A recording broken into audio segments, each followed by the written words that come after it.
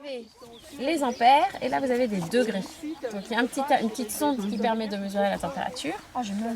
Et là on a la consommation en gros de la l'ampoule. Elles éclairent tous, elles ont même la même intensité lumineuse. Et la question c'est quel type d'ampoule a été choisi? Celle qui est le moins chaude. Le Parc naturel régional de la Hauraine organise depuis 2014 une classe urbanisme pour les collégiens. Accompagnée par les équipes du parc et du CPIE Brenberry, une cinquantaine d'élèves a ainsi travaillé pendant 6 séances et découvert les enjeux de l'urbanisme. Comment les choix d'aménagement influent sur notre cadre de vie, la vie des villages, notre santé, la préservation des terres agricoles et le réchauffement climatique.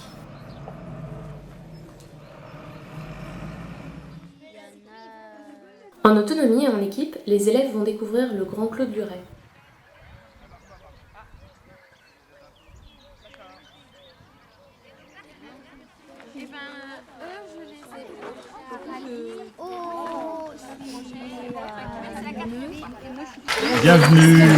Bienvenue à Luray, je suis très heureux de vous recevoir.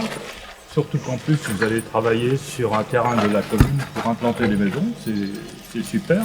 On n'a plus de maisons vacantes sur la commune, donc on recherche des terrains pour construire des maisons. Donc voilà, vous avez beaucoup de travail cet après-midi, mais vous êtes bien entourés, alors à tout à l'heure. Voici en quelques images un aperçu du rallye écoquartier, aboutissement d'une année de travail avec 2 classes de 6e des collèges du Blanc et de Tournon-Saint-Martin et leur professeur d'histoire-géographie.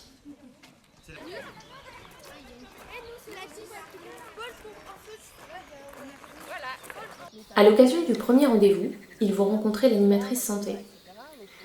Parce que bien choisir son environnement et sa maison, c'est aussi penser à sa santé. Choisir de s'implanter dans un écoquartier, c'est déjà penser ses déplacements différemment. À pied, à vélo. Ici, on est proche du bourg. Et ça, c'est bon pour le corps et la planète.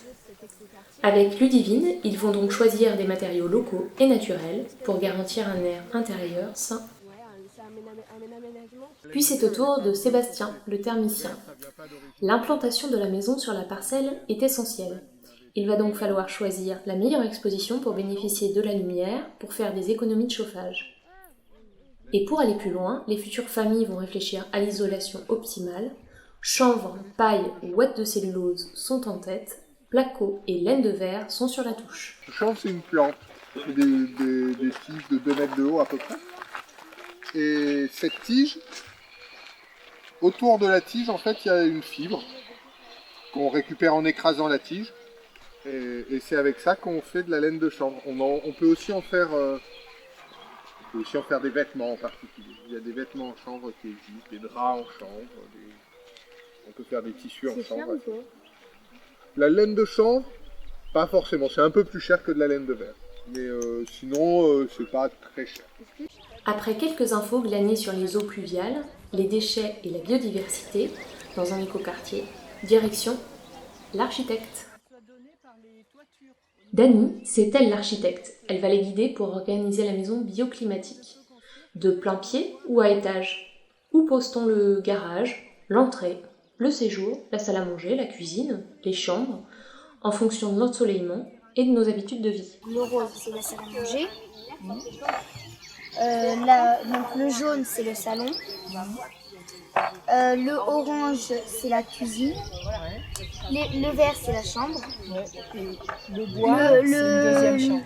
Le bois, c'est la chambre 2. Le bleu, c'est la salle de bain. Et le gris, c'est le garage. Et le marron, c'est le salon.